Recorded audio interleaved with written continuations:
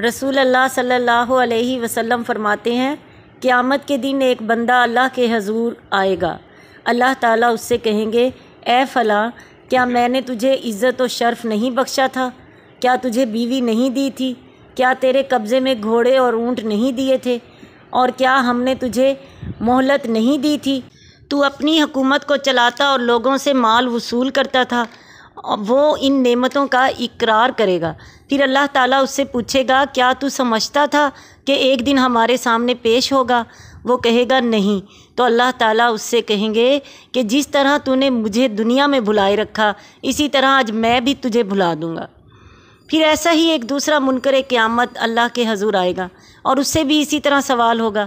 پھر ایک تیسرا شخص پیش ہوگا اور اللہ تعالیٰ اس سے وہی سوالات کریں گے جو پہلے دو آدمیوں سے کیے تھے جو کافر تھے۔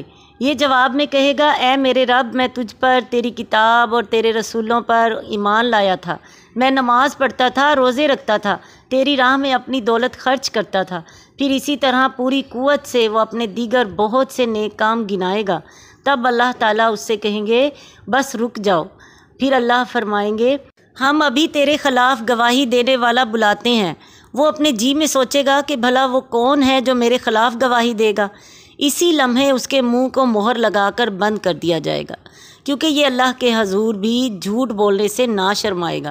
جس طرح دنیا میں نبی صلی اللہ علیہ وسلم اور مومنین کے سامنے بے شرمی سے جھوٹی پاک بازی کا ڈھنڈورا پیٹا کرتا تھا، پھر اس کی ران، گوشت اور ہڈیوں سے پوچھا جائے گا تو وہ سب اس شخص کے ایک ایک مکارانہ عمل کو ٹھیک ٹھیک بیان کر دیں گے، اور اس طرح اللہ تعالیٰ باتیں بنانے کا دروازہ بند کر دے گا۔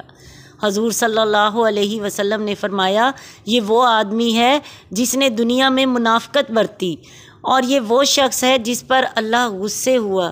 استغفر اللہ۔ حضرت عائشہ رضی اللہ تعالی عنہ کہتی ہیں کہ میں نے حضور صلی اللہ علیہ وسلم کو بعض نمازوں میں یہ دعا کرتے سنا، اللہم حاسبنی حسابا یسیرا، اے اللہ مجھ سے آسان محاسبہ کیجیے۔ تو میں نے پوچھا، اے اللہ کے نبی صلی اللہ علیہ وسلم، آسان محاسبے کا کیا مطلب ہے؟ آپ صلی اللہ علیہ وسلم نے فرمایا، آسان محاسبہ یہ ہے کہ اللہ بندے کا اعمال نامہ دیکھے اور اس کی برائیوں سے درگزر کرے۔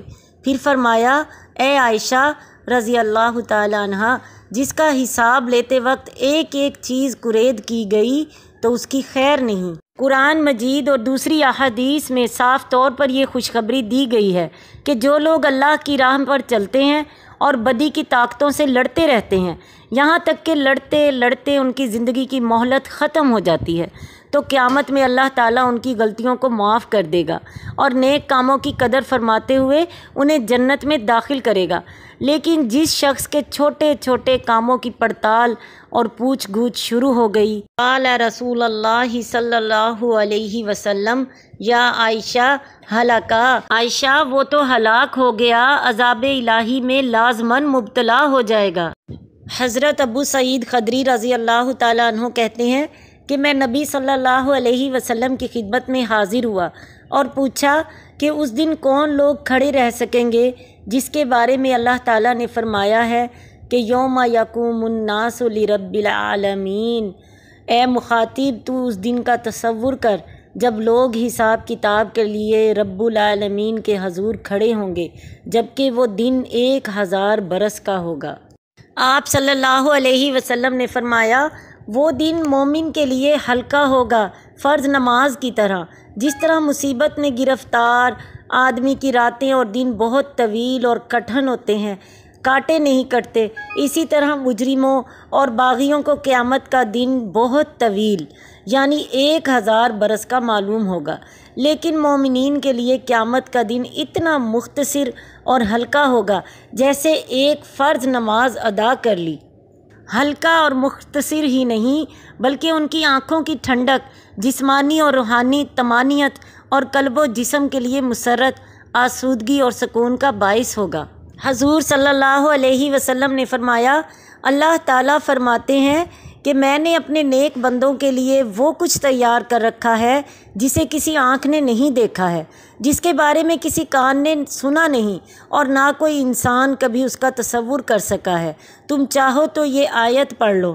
فلا تعلم نفس ما اخفی لهم من قرۃ اعین، پھر جیسا کچھ آنکھوں کی ٹھنڈک کا سامان ان کے اعمال کی جزا میں ان کے لیے چھپا کر رکھا گیا ہے، اس کی کسی تنفس کو خبر نہیں ہے۔